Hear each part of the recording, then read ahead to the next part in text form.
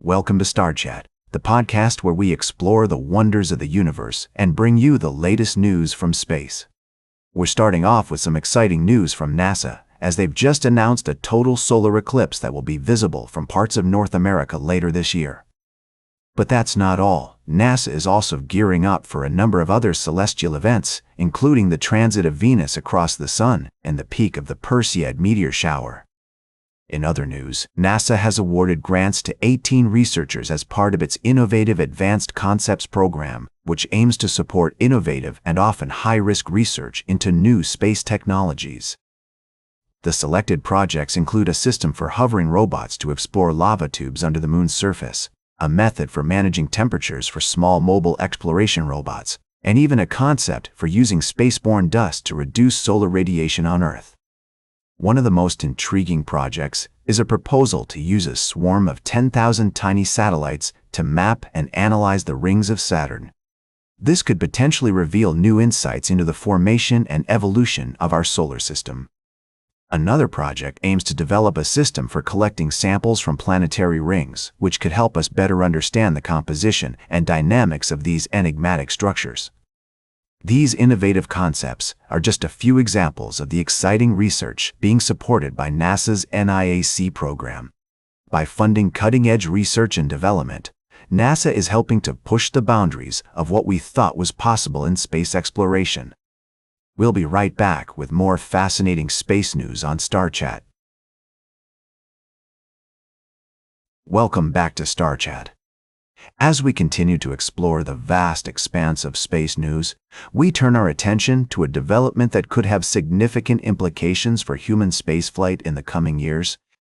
Boeing Starliner spacecraft, which has faced numerous delays and setbacks, may finally be ready to launch later this year. According to Boeing CEO Kelly Ortberg, the redesign of the Starliner deficiencies is going quite well, and the company is feeling pretty good about it. The primary issue now is scheduling a launch date with NASA for Starliner to ferry cargo to the space station, ensuring there's an open docking port and astronaut time to unload the vehicle. If this cargo test flight goes well and modifications to Starliner address the vehicle's propulsion concerns, a crewed mission is possible in late 2027. This news comes at an intriguing moment in crew access to low Earth orbit, as SpaceX plans to retire Crew Dragon by 2030, raising serious concerns for NASA and private space stations. The retirement of Crew Dragon would leave a significant gap in crew transportation services, and Starliner could potentially fill that void.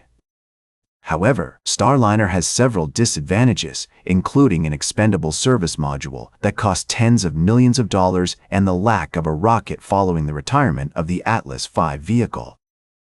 Despite these challenges, if Starliner were to come online in the next year or two, it would do so at a critical moment in the development of human spaceflight.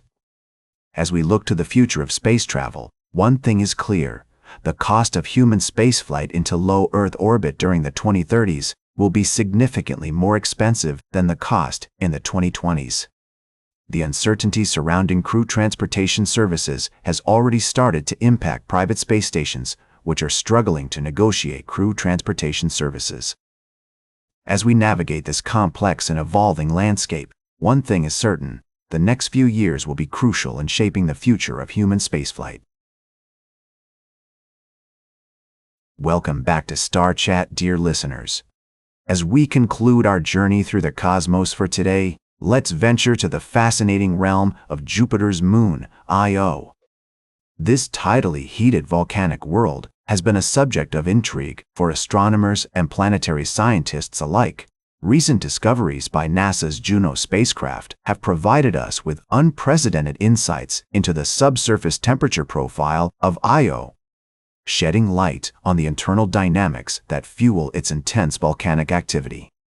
Imagine walking on the surface of Io, where vast, smooth patches stretch out like the Great Plains of North America, punctuated by majestic mountains and volcanoes.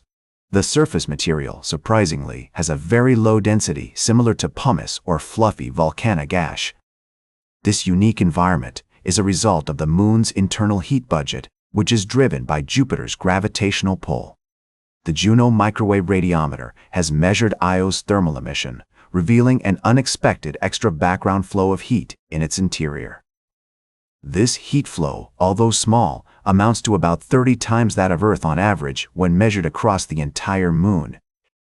The researchers proposed two possibilities. Either the heat is steadily rising upward through a conductive crust, or it's coming from cooling lava flows, approximately 30 to 35 feet below a layer of solidified crust.